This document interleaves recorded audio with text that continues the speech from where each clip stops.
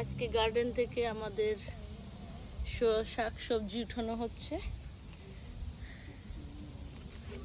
দেখি এখানে ধরোতে আমি ওইটা কেটে আনি।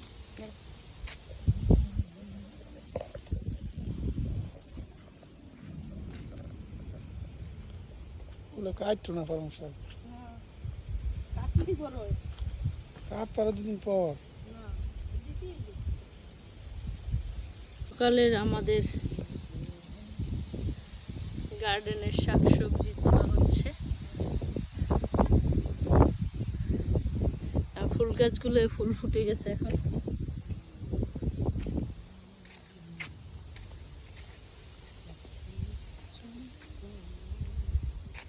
এখন আসলে গ্রো হচ্ছে সবকিছু, স্টিল সামার পুরোপুরি সামার না এখনো।